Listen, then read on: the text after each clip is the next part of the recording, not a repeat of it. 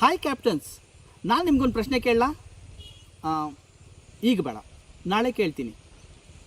ನಾಳೆ ಬೇಡ, ಒಂದು ಅರ್ಧ ಗಂಟೆ ಬಿಟ್ಟು ಕೇಳಲಾ? ಇವತ್ತು ಯಾಕೋ ಮೂಡ್ ಸರಿಗಿಲ್ಲ, ಇನ್ನೊಂದು ದಿನ ಕೇಳ್ತೀನಿ.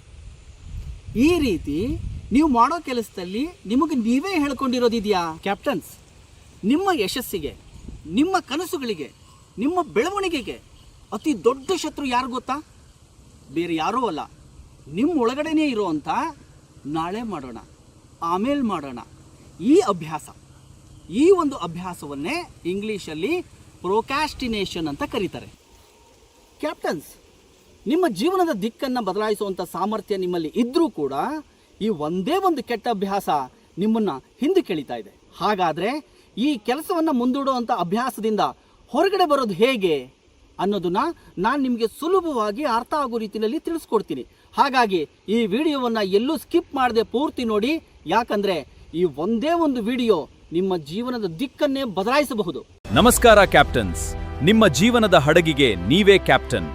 Sales man to businessman ಅಕಾಡೆಮಿಗೆ ಸ್ವಾಗತ. Powered by Nidhima enterprises. Hi captains, ಎಲ್ರಿಗೂ ನಮಸ್ಕಾರ. ನಾನು ನಿಮ್ಮ captains coach Tejas Sadhyawal. Captains, ಈ ಪ್ರೊಕ್ರಾಸ್ಟಿನೇಷನ್ ಅಂದರೆ ಏನು? ಬಹಳ ಜನ ಅಂದ್ಕೊಂಡಿದ್ದಾರೆ ಸೋಮಾರಿತನ ಅಂತ. ಆದರೆ ನಿಜವಾಗ್ಲೂ ಹೇಳಬೇಕು ಅಂದರೆ ಪ್ರೊಕ್ರಾಸ್ಟಿನೇಷನ್ ಅಂದರೆ ಸೋಮಾರಿತನ ಅಲ್ಲ. ತಾವು ಮಾಡಬೇಕಾಗಿರೋ ಕೆಲಸಗಳ ನಿರ್ಧಾರವನ್ನು ಮುಂದೂಡೋದು. ಅಂದರೆ ಈಗ ನನಗೆ ಕೆಲಸ ಗೊತ್ತಿದೆ, ಕೆಲಸ ಮಾಡಬೇಕಂತನೂ ಅನ್ನಿಸ್ತಾ ಇದೆ, ಆದರೂ ಕೂಡ ಒಳಗಡೆಯಿಂದ ಹೇಳುತ್ತೆ ಆಮೇಲೆ ಮಾಡೋಣ, ನಾಳೆ ಮಾಡೋಣ, ಇನ್ನು ಸ್ವಲ್ಪ ಹೊತ್ತು ಬಿಟ್ಟು ಮಾಡೋಣ ಅಂತ. ಇದನ್ನೇ ಪ್ರೊಕ್ರಾಸ್ಟಿನೇಷನ್ ಅಂತ ಹೇಳೋದು. ರಾಮ, ಕೃಷ್ಣ, ಇಲ್ಲಿ ಬನ್ನಿ.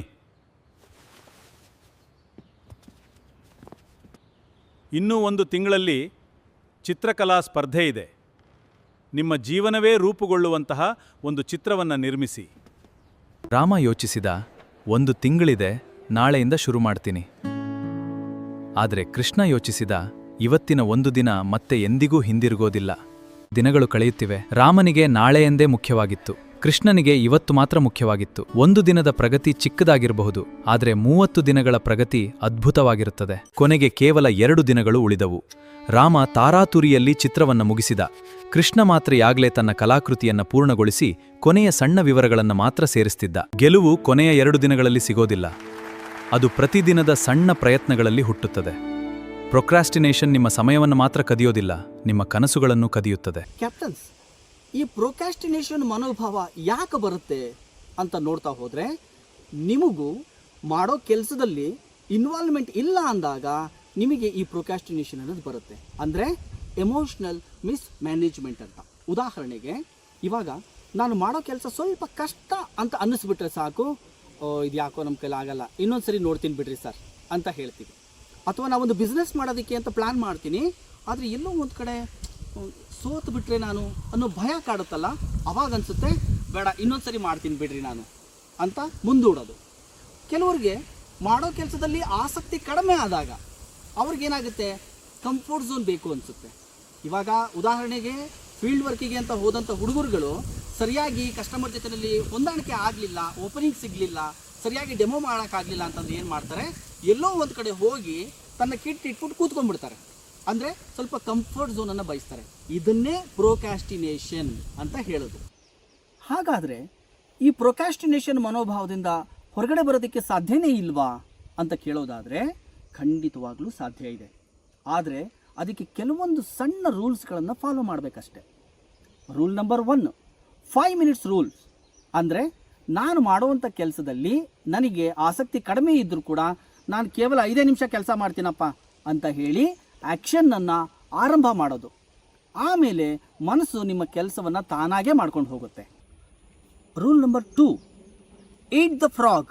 ಅಂದರೆ ನಿಮಗೆ ಯಾವ ಕೆಲಸ ಕಷ್ಟ ಅಂತ ಅನಿಸುತ್ತಲ್ಲ, ಆ ಕೆಲಸವನ್ನು ಬೆಳಿಗ್ಗೆನೇ ಫಸ್ಟ್ ಮಾಡಿ ಮುಗಿಸ್ಬಿಡ್ಬೇಕು.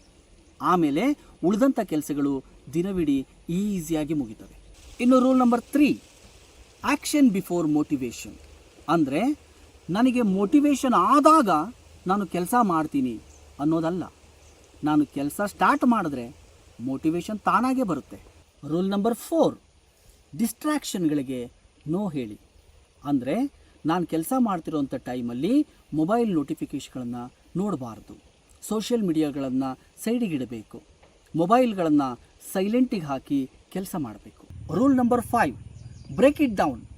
ಕೆಲಸ ಎಷ್ಟೇ ದೊಡ್ಡದಾಗಿದ್ರೂ ಕೂಡ ಸಣ್ಣ ಸಣ್ಣ ಭಾಗಗಳಾಗಿ ವಿಂಗಡಿಸ್ಕೊಳ್ಳೋದು. ಈಗ ಗುರಿ ಎಷ್ಟೇ ದೊಡ್ಡದಿರಲಿ, ಕೆಲಸ ಎಷ್ಟೇ ದೊಡ್ಡದಿರಲಿ, ಆದರೆ ಅದನ್ನು ನೋಡಿದಾಗ ಭಯ ಪಡೋದು ಸಹಜ ಗುಣ.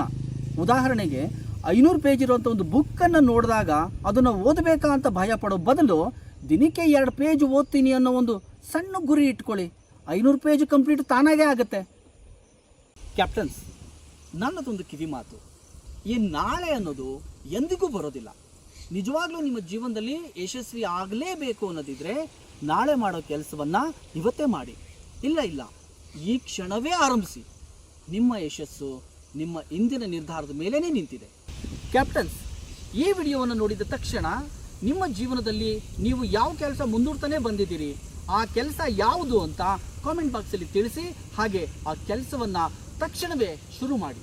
ಕ್ಯಾಪ್ಟನ್ಸ್, ನಿಜವಾಗ್ಲೂ ನಿಮಗೆ ಈ ವಿಡಿಯೋ ಇಷ್ಟ ಆಗಿದ್ರೆ ಲೈಕ್ ಮಾಡಿ, ನಿಮ್ಮ ಫ್ರೆಂಡ್ಸ್ಗಳಿಗೆಲ್ಲ ಶೇರ್ ಮಾಡಿ, ನಿಮ್ಮ ಅನಿಸಿಕೆ ಅಭಿಪ್ರಾಯಗಳನ್ನು ಕಾಮೆಂಟ್ ಬಾಕ್ಸಲ್ಲಿ ತಿಳಿಸಿ. ಹಾಗೂ ಈ ರೀತಿ ನಿಮ್ಮ ಜೀವನವೇ ಬದಲಾಗುವಂಥ ಅನೇಕ ವಿಡಿಯೋಗಳು ಬರಬೇಕು ಅಂತಂದರೆ ತಪ್ಪದೆ ಸಬ್ಸ್ಕ್ರೈಬ್ ಮಾಡಿ.